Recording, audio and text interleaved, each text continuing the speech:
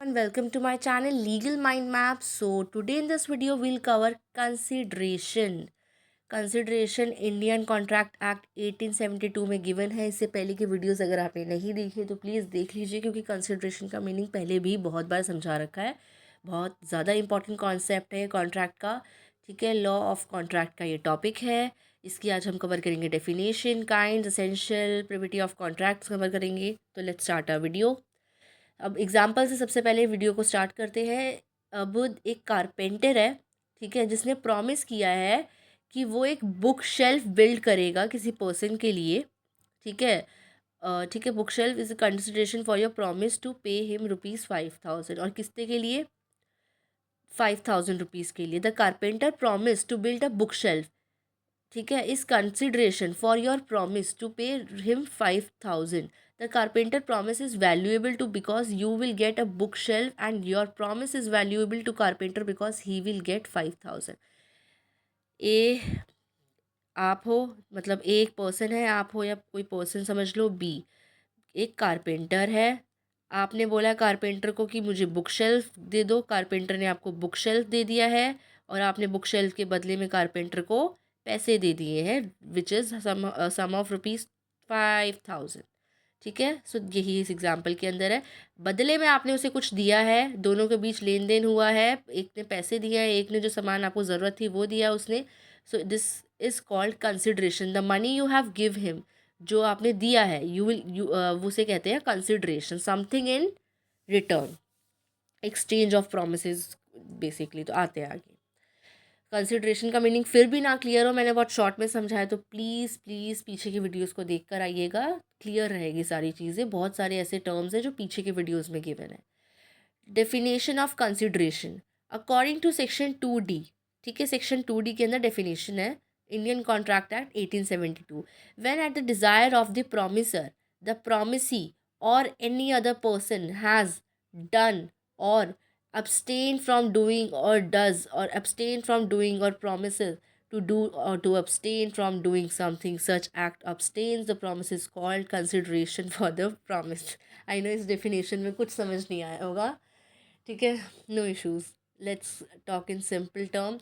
Consideration is something of value that is exchange between parties. कुछ भी चीज़ exchange होती है वो कंसिडरेशन होता है। जैसे ए है, ए बी को कार देता है, ठीक है, और बी जो है बदले में उसको समझ लो कि 10 लाख रुपीज़ देती है कार के बदले में। तो जो 10 लाख है वो बदले में दिया है ना, कार के बदले में दिया है बी ने, तो वो 10 लाख कंसिडरेशन हो गया कि एक्सचेंज हुआ है इनके बीच किसी चीज़ का। It can be act of forbearance, मतलब कोई चीज़ रोकने भी के लिए भी हो सकती है। ए अगर ये बोल दे कि बी तू कार मत खरीद, इसकी तू अगर मेरी बात मानेगा तो इस बदले में मैं तुम्हें 10 लाख रुपए दूंगा, ऐसे मतलब ऑफ कोर्स ऐसा होता नहीं, बट मतलब कि कोई चीज़ रोकने के लिए भी अगर आप किसी को पैसे दे रहे हो या कुछ और दे रहे हो कि अगर तुम मेरी ये बात मानोगे तो जो चीज़ तुम्हें चाहिए या तुम्हें जो कार, तुम्हारी मनपसंद कार चाहिए, वो मैं तुम्हें अगले साल ला के दूँगा। मतलब समथिंग इन रिटर्न, उसे उसे कुछ दे रहे हो बदले में। आपकी वो काम करके दे रहा है, आपके लिए कुछ करके दे रहा है, so you giving something in return, तो वो कंसिडरेशन हो गया। ठीक है, नेक्स्ट अलग अलग टाइप के कंसिडरेशन पे आते हैं, ये हम इस वीडियो में मेनली कवर कर रहे हैं। Executed and executory consideration. Executed consideration क्या होता है? When the act of forbearance is already completed before the contract is made.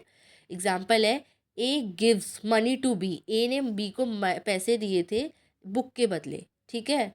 तो जैसे कि जिस टाइम पे बुक मिली, ए ने पैसे दिए, बी ने बुक दी, एक साथ दोनों काम हुआ, एक हाथ से ले एक हाथ से दे वाला काम, ठीक है ना। जिस टाइम पे, यानी कि consideration is executed when the money is given. जैसे ही ये ने पैसे दिए, बी ने बुक दे दी। समझ गए आप? जैसे आपने शॉपकीपर को पैसे दिए, शॉपकीपर ने आपको सामान दे दिया, समथिंग लाइक दिस, उसी टाइम पे हाथों हाथ काम।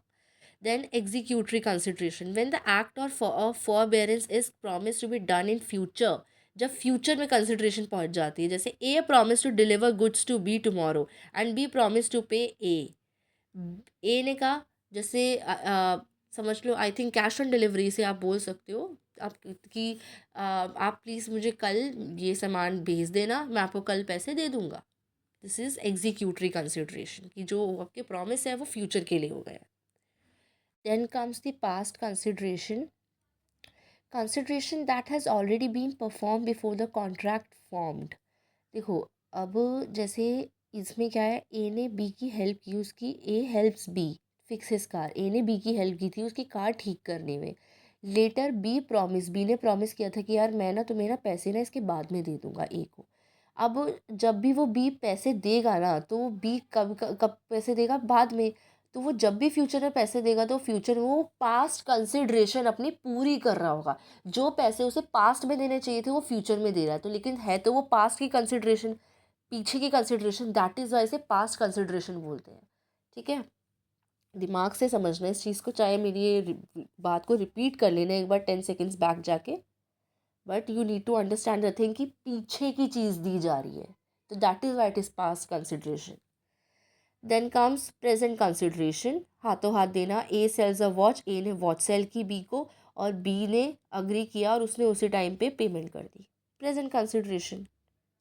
Then comes future consideration. Consideration to be performed in future. Example, promise to paint B's house next month. A ने प्रॉमिस किया बी से कि मैं अगले महीने तुम्हारा घर आके पेंट करूंगा, और बी ने प्रॉमिस किया ए को कि मैं काम के बाद तुम्हें पैसे दे दूंगा। फ्यूचर की बात है, फ्यूचर में छोड़ दो अब। ठीक है, now comes the essential of consideration. First essential is must move at the desire of the promiser. Consideration आपको तभी मिलेगा, बदले में आपको तभी कुछ मिलेगा जब जो प्रॉमिसर होगा, ठीक है, उसके, यानी कि एक पर्सन है प्रॉमिसर और एक है प्रॉमिसी।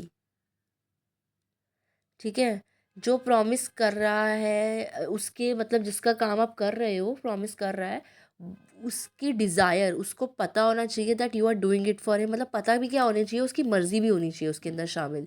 ठीक है, अब जैसे मान लो कि एक पर्सन है ए, ठीक है, जिसका एक्सीडेंट हुआ है, और बी जो है वो उस पर्सन को बचा लेता है। एक पर्सन है ए, उसका एक्सीडेंट हुआ है, बी उसको हेल्प करता है, फटाफट से हॉस्पिटल लेके जाता है। ठीक है, ए इज़ नॉट, उसको पता नहीं है ए को, मतलब पता है बी कि बी लेके जा रहा है, फिर भी ए ने हेल्प नहीं मांगी है, बी खुद से आता है और फटाफट से उसे हॉस्पिटल ले जाता है। तो अब इसमें बदले में बी कहेगा मुझे पैसे दो, मैं तुम्हें हॉस्पिटल लेके आया हूँ, या फिर मुझे कुछ रिवॉर्ड चाहिए। मर्जी है कि देना चाहे या नहीं, बट बी के नॉट आस्क लाइक दिस, कि मतलब वो A is not bound to give consideration, बदले में कुछ देने के लिए वो बाय लीगली बाउंड नहीं है, उस चीज़ के लिए बंधा हुआ नहीं है वो, क्योंकि ये उसकी डिज़ायर नहीं थी कि बी आए और उसे बचाए। ठीक है, now must be something of value. The consideration should have some value, whether it is an act, forbearance or a promise to do something. तो कंसिड्रेशन की एक वैल्यू होनी बहुत ज़रूरी है। Next is must not be illegal, immoral. Consideration illegal नहीं होनी चाहिए कि ए बी को कार दे रहा है और बी बदले में उसको ड्रग्स दे रहा है, तो ये कंसिड्रेशन हो गई ना बदले में देना, ये इलीगल नहीं होनी चाहिए। ड्रग्स इलीगल तो नहीं हो सकते, लिकर दे रहा है इलीगल, इलीगल है, नहीं हो सकती है। कैश दो, लीगल है, fine. If it is illegal, something is illegal, you are giving it, तो वो कंसिड्रेशन नहीं मानी जाएगी, वो लॉफुल नहीं होगी। Next, privity of contract. Privity of contract refers to the relationship that exists between the parties of the contract. According to the doctrine of privity, only those who are parties to a contract can enforce it, and strangers to the contract cannot. जो contract की parties है, जिनके बीच contract हुआ है, सिर्फ वही contract को enforce कर सकती है, वही उसे फॉलो कर सकती है। उसके अपार्ट, उसके अलावा कोई थर्ड पार्टी, कोई बाहर की पार्टी कॉन्ट्रैक्ट उसका मतलब नहीं बनता उस कॉन्ट्रैक्ट के साथ, वो कुछ नहीं कर सकती उस कॉन्ट्रैक्ट के, ना वो पार्ट बन सकती है। एग्जाम्पल है, A contracts with B to sell a car, C who is a friend of B but not a party to the contract can not sue A if there is a breach of contract. समझ आई बात आपको? ए है, वो B को promise करता है, मान लो कि मैं कार सेल करूँगा, और ए नहीं करता है। ठीक है, तो बी का जो फ्रेंड है सी, वो कह रहा है कि मैं ए को वो करूँगा, सॉरी, हाँ, जो वो कह रहा है कि मैं ए को स्यू करूँगा, वो नहीं कर सकता क्योंकि वो कॉन्ट्रैक्ट का पार्ट नहीं था। जो कॉन्ट्रैक्ट ब्रीच किया है ना ए ने, वो बी के साथ किया है, तो बी ही उसे स्यू कर सकता है उस सिनेरियो में। So that is why privity of contract limits the right to enforce contractual obligation to the parties directly involve, क्योंकि B is only the party who is directly involve. अगर सी साइन करता contract, या सी भी loop में होता, तो सी somewhere करता, लेकिन C was nowhere in the loop, just उसका रिलेशन है बी के साथ, तो ऐसे तो कोई भी आके किसी भी रिलेटिव के साथ से कर सकता है मैं इसके बिहाफ पे तुम्हें ये कर रहा हूँ, नहीं हो सकता। वो पार्टी जब तक ना हो कॉन्ट्रैक्ट की, you can not do any thing. ठीक है, so this much in this video. आपको समझ आ गया होगा, हमने एसेंशियल्स कवर कर लिए, डेफिनेशन कवर कर लिए, प्रिविटी ऑफ कॉन्ट्रैक्ट समझ आ गया, और काइंड्स ऑफ कंसिडरेशन भी हमने कवर कर लिए हैं. So please don't forget to like, comment, share and subscribe to our channel. Thank you.